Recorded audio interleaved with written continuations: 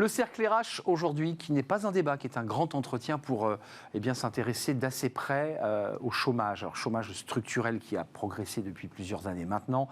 L'adéquation entre l'offre et la demande. Comment donner du travail à tous? C'est un débat qu'on va soulever avec Samuel Tual. Merci d'avoir répondu à notre invitation. Merci Arnaud. Vous êtes président du groupe Actual, l'un des leaders français de l'intérim. 7e, 6e, 5e 7e acteur français, oui. 7e acteur français. Et puis, vous êtes en tant que dirigeant, chef d'entreprise, responsable du MEDEF de Mayenne, parce que vous êtes un homme qui venait de la Mayenne. Vous avez décidé de vous lancer dans ce... Plus qu'un travail, véritablement une croisade, un manifeste, le droit au travail, sorti en 2021, Actual, et puis aux éditions Alizio, ce livre, Le travail pour tous, revaloriser le travail pour sauver la France, cessons d'être irresponsables. Alors, je commence par la fin, parce qu'à la fin du livre, vous faites une analyse qui est terrible de notre situation, pas économique, mais notre rapport au travail. Vous dites, le chômage structurel a progressé, nous n'y arrivons pas. D'abord, un premier mot, parce que vous avez étudié ce sujet en profondeur. Pourquoi la France est un pays qui est touché par un chômage structurel endémique ? Alors les réponses sont multiples à ce type de questions. C'est vrai que j'ai écrit ce livre en 2017 à l'occasion de l'élection présidentielle, parce que je trouvais tout simplement... Vous ne vouliez pas être candidat ? Non, je ne souhaitais pas être candidat, mais simplement je trouvais que le débat qui nous était proposé n'intégrait pas suffisamment la dimension du travail, la place du travail dans la société et la vision que l'on avait de la société. C'est vrai que c'est l'enfant pauvre des sujets économiques. Je n'ai pas la réponse précise à cette question, simplement la campagne s'est orientée vraiment vers des mesures qui s'apparentaient vraiment à une campagne de Premier ministre avec des mesures précises sur tel ou tel sujet de fiscalité, etc. Mais il nous manquait, de mon point de vue, une vision sur justement quelle société on souhaite avoir demain, quel avenir pour nos jeunes et quelle vision, quelle place du travail. Et pour des raisons que j'ai essayé justement de creuser dans cet ouvrage, qui sont peut-être aussi en lien avec l'étymologie du mot et l'histoire, il y a une connotation assez péjorative du travail, une image négative. C'est vrai. Et d'ailleurs, à ce moment-là, il y avait une loi pénibilité qui était en cours de discussion et qui m'a évidemment... faisait beaucoup débat parce que... Pour vous, ça abîmait le mot travail, en fait. Oui, parce qu'à partir du moment où on associe le travail à la pénibilité, on continue d'enfoncer le clou sur le fait que c'est de la souffrance et c'est souvent subi. Même si par ailleurs, vous évoquez dans votre livre Simone Veil, qui n'est pas la Simone Veil qu'on connaît, mais la marxiste, et vous dites, il y a quand même des situations de vie au travail qui sont difficiles, douloureuses, délicates, on est d'accord. Et vous évoquez la Chine, notamment, qui fabrique nos téléphones Apple dans des conditions similaires à ce que dénonçait Karl Marx. Exactement. Mais en revanche, il y a aussi tout l'opposé de tout ça, qui est la vision inspirante que l'on peut avoir du travail. C'est ça, votre message. Qui tout simplement est utile et nécessaire à l'homme. C'est ce qui donne du sens à la vie. C'est ce qui peut permettre de contribuer, de mettre à disposition son intelligence, ses intelligences, parce qu'il y a l'intelligence de la main aussi qui peut être promue. Cerveau et main, les deux sont... Et donc tout ça fait qu'à un moment donné, le fait d'être utile, de se sentir utile, de contribuer, peut contribuer à la réalisation et à l'épanouissement.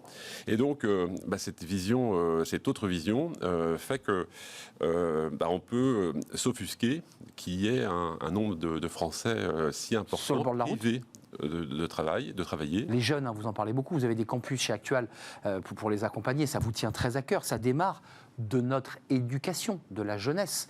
Qu'est-ce qui ne marche pas? Qu'est-ce qui ne fonctionne pas? Parce que le coup de gueule que vous portez, un manifeste, c'est pas rien. C'est un coup de gueule. Un livre, c'est pas rien. Ça prend sa place dans la pensée économique. Qu'est-ce qui ne marche pas?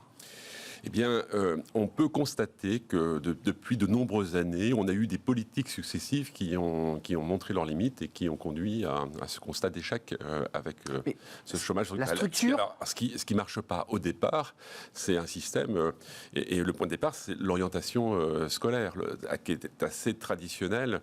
Je lisais ce matin qu'il y a 60% d'échecs en première année d'université. Bien sûr. Donc ça veut dire que le fait de généraliser le bac pour tous, tous, et puis d'aller assez simplement vers les filières universitaires, ça conduit à ce taux d'échec et au fait qu'un grand nombre de jeunes ne se retrouvent pas en situation d'être bien positionnés par rapport aux enjeux du travail demain. Et donc, c'est d'abord l'orientation qui serait à repenser, et puis avec une dimension qui intègre évidemment la nouvelle notion de formation tout au long de la vie professionnelle, parce que les métiers évoluent, parce que les organisations bougent, et que tout va très vite, et qu'il faut en permanence se former. Et donc, notre système n'a pas été pensé pour ça. Et donc, on est un petit peu entre deux. Il faut passer du bon côté. Moi, je suis plutôt optimiste de nature et je pense que les choses peuvent évoluer. Mais c'est aussi pour ça qu'il faut parfois agiter un petit peu les choses et puis porter des voix auprès des décideurs et de ceux qui prennent des décisions. Mais le constat est très intéressant parce qu'effectivement, vous pointez du doigt et vous faites d'ailleurs une sorte de parabole très historique puisque vous revenez sur Saint-Benoît, Saint-Bernard, sur le fait que Saint-Benoît considère qu'il faille à la fois prier mais aussi travailler, qui était une vraie révolution au Moyen-Âge, les moines qui travaillent. Vous citez Hegel, n'importe qui, le travail est la seule façon pour l'homme de réaliser son essence, c'est-à-dire d'accéder à la plus haute liberté. Très bien. Vous vous souvenez qu'on avait posé des tentes sur le canal Saint-Martin pour des gens qui n'avaient pas de logement. Et un mouvement politique s'était enclenché. On avait donc, vous vous en souvenez, créé un droit opposable au logement. C'est-à-dire la possibilité pour quelqu'un qui n'avait pas de logement de pouvoir avoir un logement et d'en avoir le droit. On peut créer un droit opposable au travail ? Est-ce que c'est possible ? Est-ce que cette question-là, vous dites, il faut bien trouver une issue à ce diagnostic dramatique. Est-ce qu'il y a un droit opposable au travail ? Alors, moi, j'en suis pas à ce niveau-là, parce que le combat que je mène est évidemment très en lien avec mon activité professionnelle et la raison d'être de l'entreprise. La bataille que vous menez chez vous. Et de donner accès au plus grand nombre. Et donc, moi, je suis sur le registre de la prise de conscience sur le fait de l'importance du travail, sur le fait de dire aussi, il y a des solutions, soyons acteurs de la construction de cette démarche. Après, évidemment, à l'occasion de la campagne, le droit au travail, on a essayé de m'emmener sur ce terrain de droit au potable de combat. C'est un débat politique, permettez-moi de vous le dire. Alors, l'assurance chômage aujourd'hui a été pensée aussi comme un moyen de corriger de façon ponctuelle une situation anormale qui est d'être privé de travailler. Un système assurantiel. Le problème, c'est que avec le temps, on s'est installé dans une sorte de droit au chômage. Et donc, effectivement, de droit à avoir une possibilité d'être indemnisé.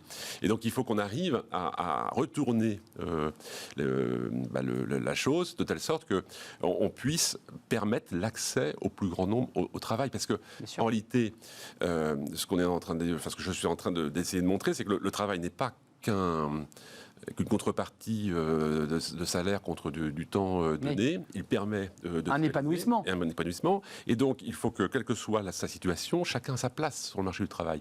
Qu'on soit jeune, ancien, que l'on ait un handicap. 500 000 personnes avec handicap aujourd'hui n'ont pas accès au travail. Du marché du travail. Et donc là, pour le coup, il faut absolument qu'en fonction de chaque situation, on puisse trouver une solution adaptée. Mais Samuel Tual, en fait, vous nous dites, parce que je comprends que vous ne vous souhaitiez pas rentrer dans le débat politique qui d'ailleurs va avoir lieu, je pense, dès le mois de septembre, sur toutes ces questions liées au travail.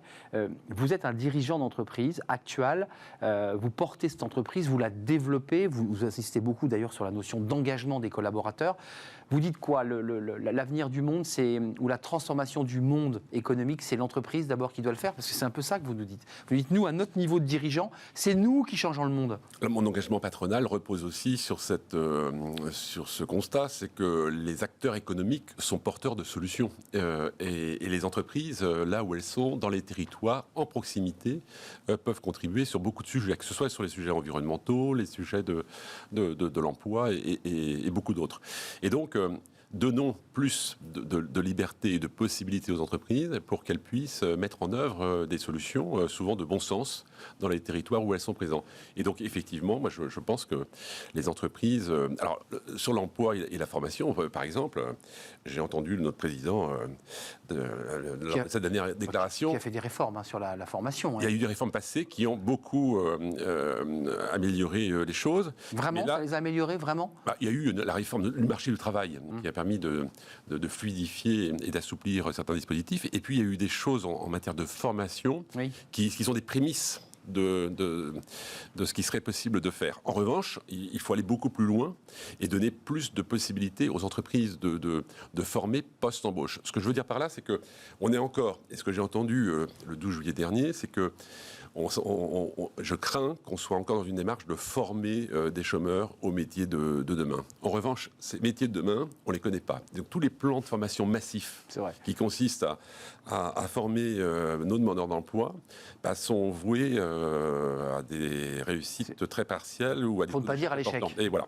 Et donc, la solution, de mon point de vue, c'est de favoriser l'accès à l'emploi et d'aider l'entreprise à former le collaborateur au poste et au métier dont elle a besoin, parce que chaque entreprise connaît les organismes de formation et les structures.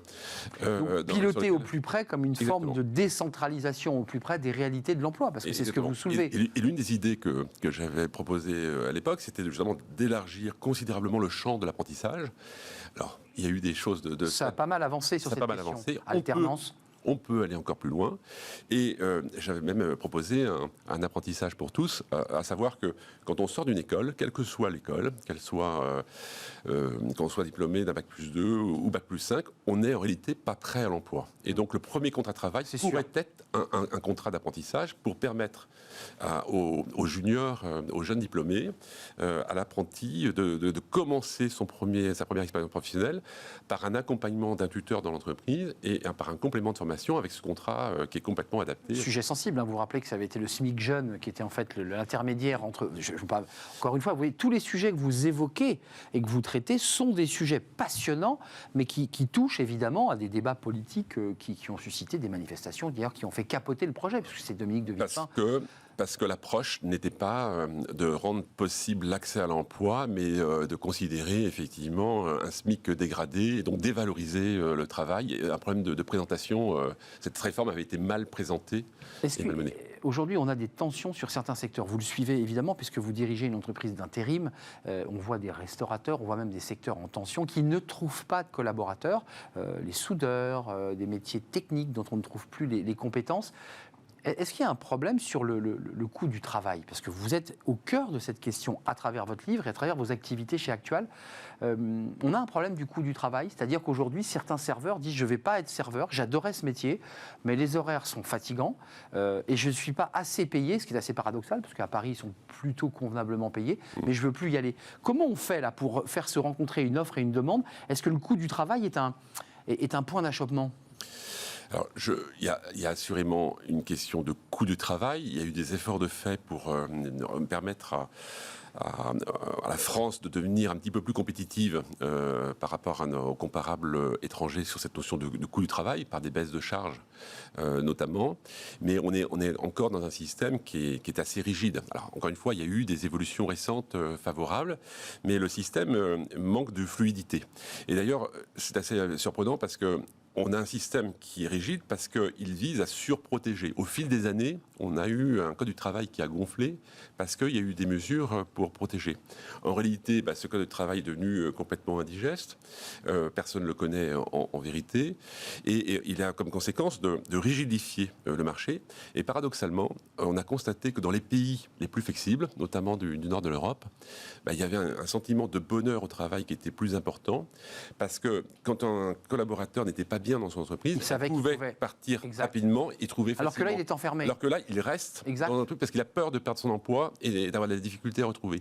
Donc, un marché trop protecteur, des lois qui protègent, qui surprotègent, pas assez flexible, en fait, empêchent en réalité et vont dans une démarche contraire. Encore une fois, je me permets de vous le dire, ce que vous soulevez là est un sujet fondamental, la flexibilité, la capacité de changer et de faire plusieurs métiers sans avoir peur de perdre ses droits, c'est un sujet éminemment politique. Oui, c'est le sujet de l'intermédiation, c'est le sujet de fluidifier ce marché. Mais pour la question que vous me posiez précédemment, pour moi, il y a des questions assez structurelles qui existaient avant, qui continuent d'exister aujourd'hui, mais il s'est passé quand même une période assez incroyable, qui est celle de la pandémie et de la crise sanitaire que nous venons de traverser.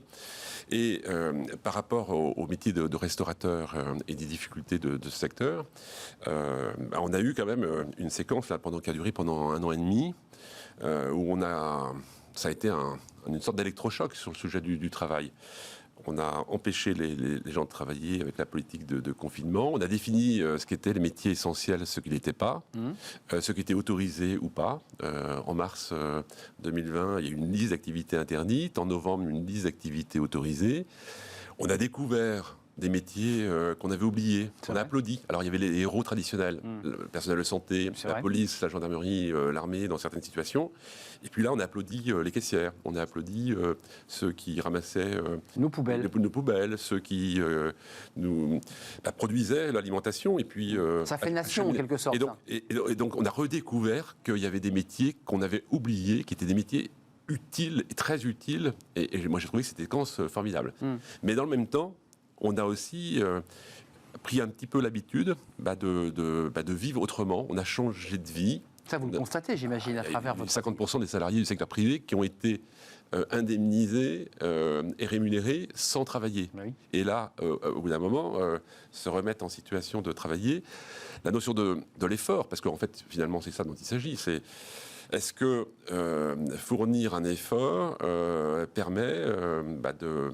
On comprend bien. D'avoir de retrouver... une gratification et puis pour le coup, d'être satisfait de ce que l'on fait ou pas. Eh bien là, il y a effectivement des publics qui ont décidé de changer de vie, de façon de vivre et qui réorganisent les choses. Et donc, effectivement, le secteur de la restauration a beaucoup de mal à trouver des bras. Dans le manifeste, il y a toute une galerie de portraits avec des collaborateurs, avec des gens qui travaillent avec vous, qui parlent d'engagement. La rentrée de septembre, et là je parle aux dirigeants, pas uniquement à celui qui mène le combat pour donner du travail à tous et redonner de la dignité, puisque c'est votre sujet. Cette rentrée de septembre, elle va être tourmentée. Vous qui êtes un voileux, je crois, et vous êtes passionné de voile, on risque une grosse tempête ou pas? Comment vous sentez ce marché? Et justement, à l'aune du travail que vous menez sur cette question du travail. Je n'ai pas de boule de cristal, donc je ne sais pas précisément la tournure que peuvent prendre les choses. Ça va dépendre beaucoup aussi, pour le coup, des politiques qui vont être menées. Et des événements. Il y a une vraie reprise économique. Ça, vous le sentez? Et oui, très, très nettement, puisque simplement la demande est repartie. Donc, comme la consommation repart, évidemment, ça alimente l'offre. Donc, il y a une vraie reprise économique. En revanche, on est confronté à des problèmes qu'on n'avait pas imaginés, d'approvisionnement sur des matières premières, de coûts des matières premières. Que l'on vit en ce moment. Ça n'avait pas été du tout anticipé.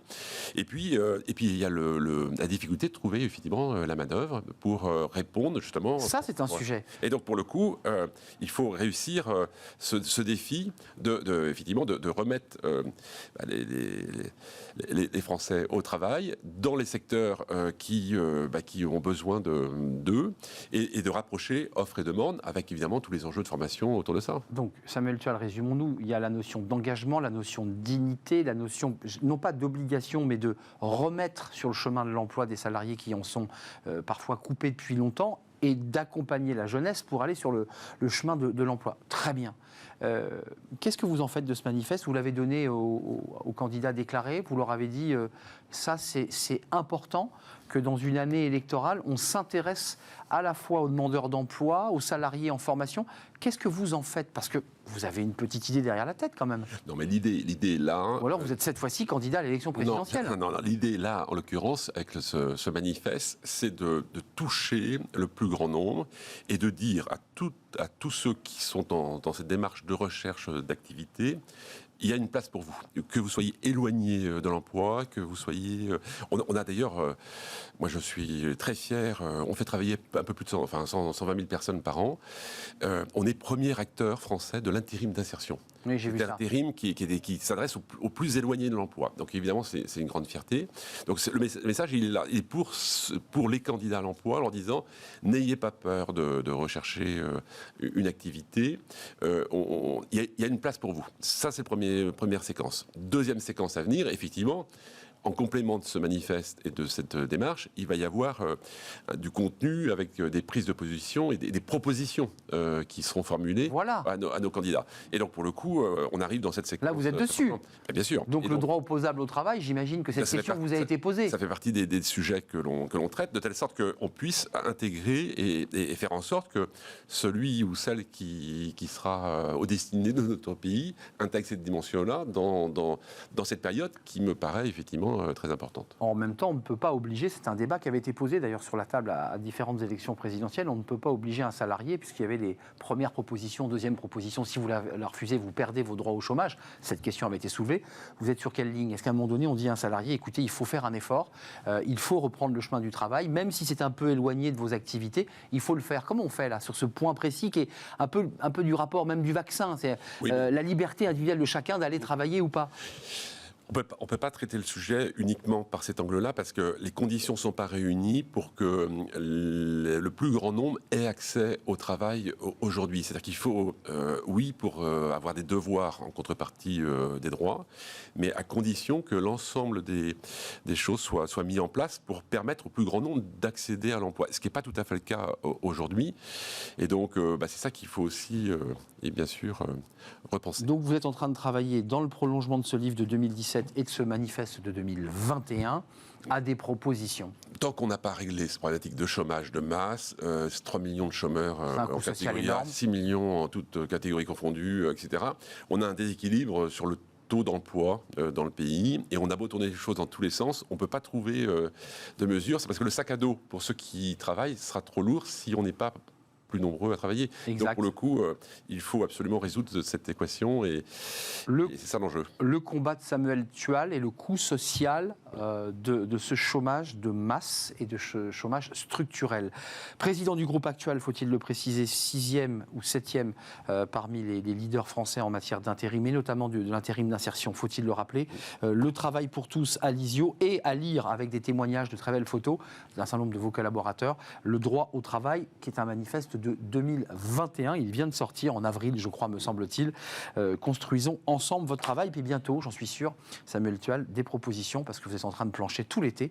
Et en septembre, vous viendrez nous en parler. C'est bientôt la fin de notre émission. Je voulais vous remercier évidemment d'être venu. Bon vent, comme on dit au bord de la mer, et bon retour à Laval. La fin de notre émission Fenêtre sur l'emploi. Tiens, ça va intéresser Samuel Tual. Comment on motive quelqu'un qui est plus très très motivé pour envoyer des CV, qui a un petit coup de... Voilà, quand la motivation n'est plus là, comment faire? Tiens, on en parle avec Amélie Favreguité de Talent Management. Elle va nous rejoindre.